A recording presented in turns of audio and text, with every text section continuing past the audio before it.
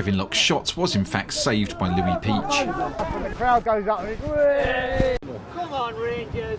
Come on, Rangers! Missed the whole game. He's 15 yards in front of me.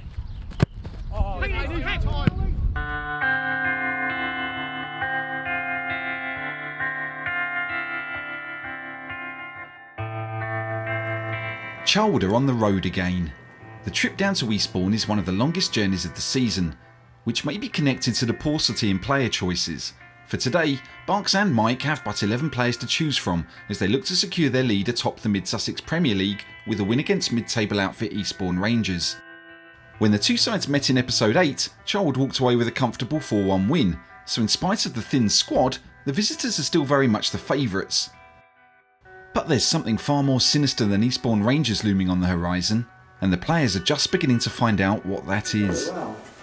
Who's this? Hers. I just had to what? I don't think I've ever woke up in the morning and thought, oh, I won't got a bit of a sniffle, I won't play football. Do you know what I mean?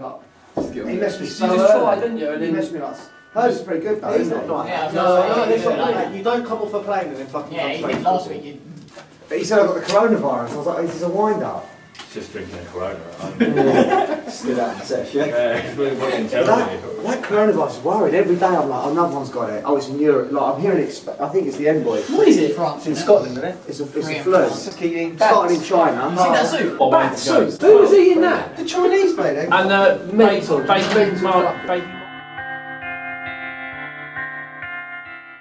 Yeah, just to fill you in, basically we're there 11 again, which is frustrating. Me and the big dog here are going to have to kit up and potentially go on. God knows what that's going to look like.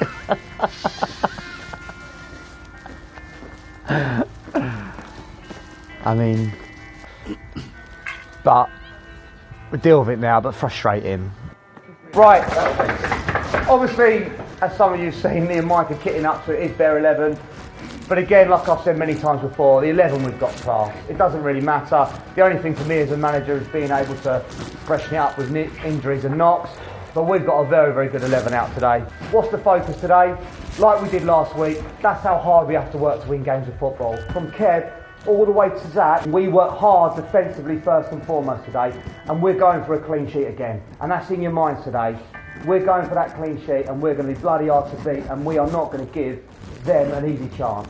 Yet again, we haven't come all this way to roll over against this lot, have we? Come on, let's go. The fact that me and Mike have had to put kit on today, and all that we do, you know, for the club, is just...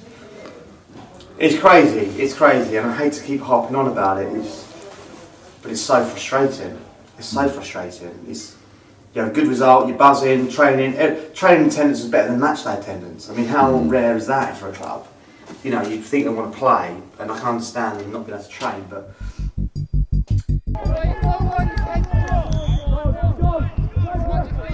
Barks is concerned about a thin squad are assuaged by a positive start that sees Kevin Lock flash a shot across the Eastbourne Rangers goal early on.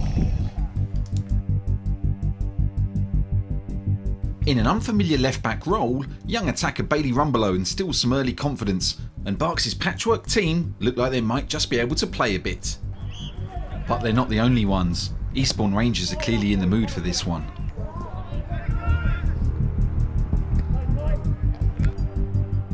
When Jamie Liddell loses the ball on the left flank, it begins a sequence of unfortunate events. Tom Tennant's tackle plays the ball straight through the middle of the pitch and opens Charlwood up. Zach flies out to meet it, and even though Ben Davey gets a foot to the ball, it drops kindly for Will Gray, who turns it into the empty net. It's a comedy of errors, but nobody from Charlwood is laughing.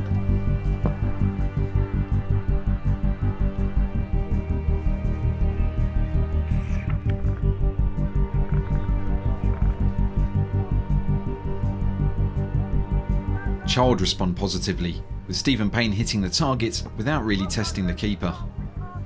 Charlwood are giving free kicks away in dangerous areas, and Rangers are beginning to look very threatening from set pieces.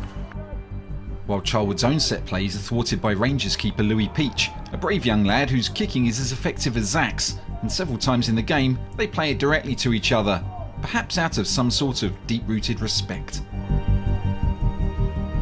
It soon becomes clear that Rangers are able to match Charlwood in the midfield areas. Even Tom Tennant is being out-battled, this time by the rampant Marcus Alexander.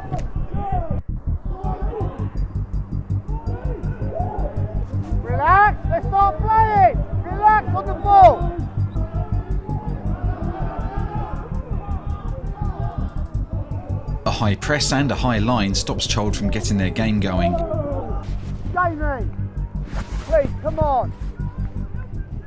No, you're digging people out. You're digging people out.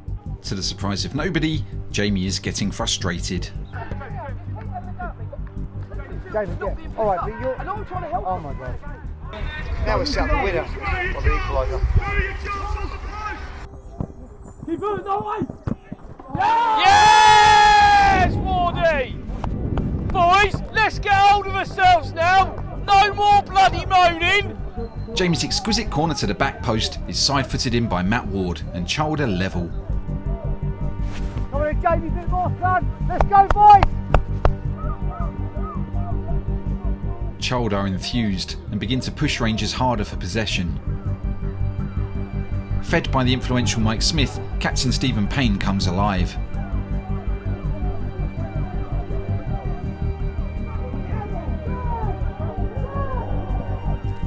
Well done, Charlwood! We woke it up!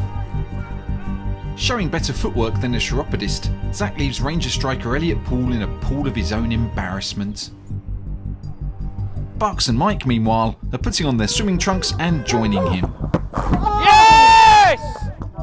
Oh, Kevin Lock's shot was in fact saved by Louis Peach. The crowd goes up and it's... hey, that's what I see here. Seconds before the half-time whistle, Stephen Payne gets in behind.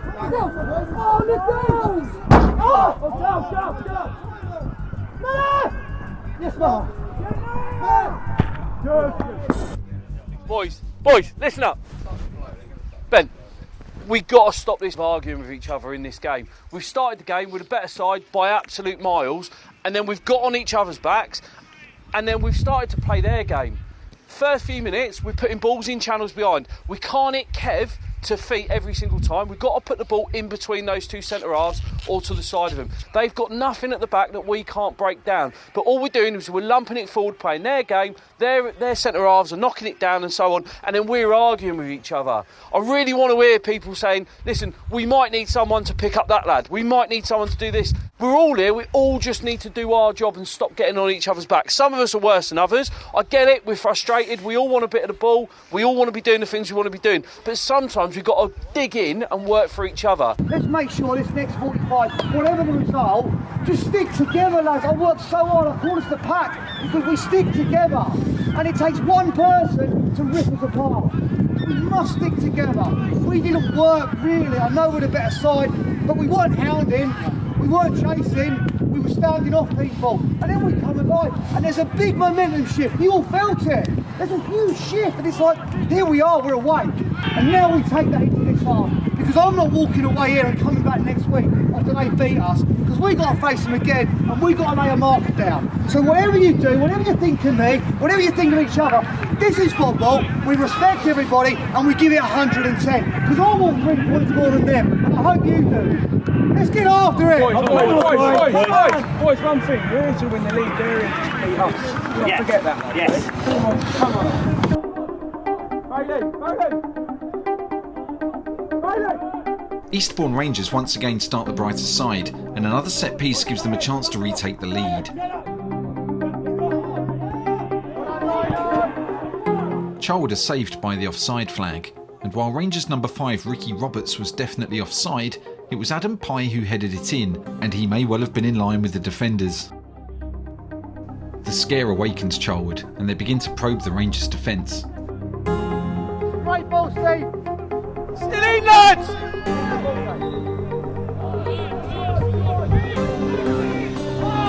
Shot! Man on! Right.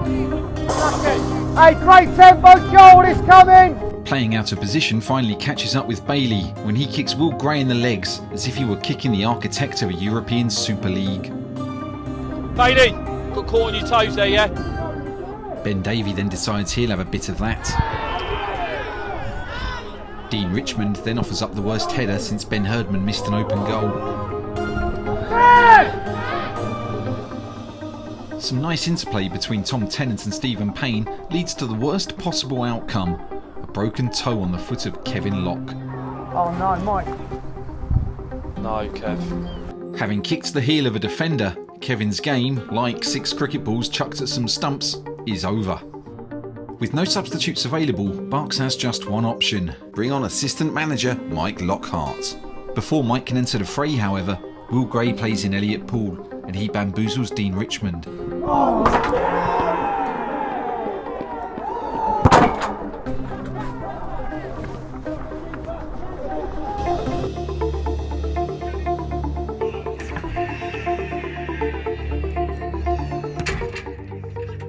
Finally able to get on the pitch, Mike is soon holding the ball up like a latter-day Kevin Locke. Well done, Mike. Great ball. Get something, mate. Call the ball. Someone stick it in the bloody onion bag.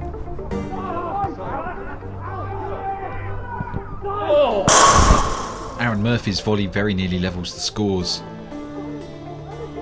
A poor back pass from Mike Smith plays in Will Gray, but he lets Charlwood off the hook by thinking the goal was in a completely different part of the penalty area. No, back stick, Mike. Rangers are wasting chances and wondering if it will cost them, especially when Jamie Liddell unleashes a 20-yard drive.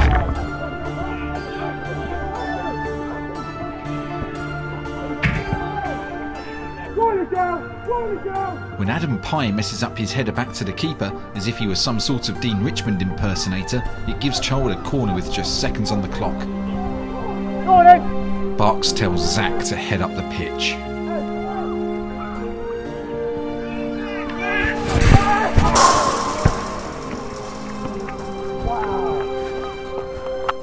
Charlwood's last chance came in the form of the goalkeeper's header and missed by just a few inches.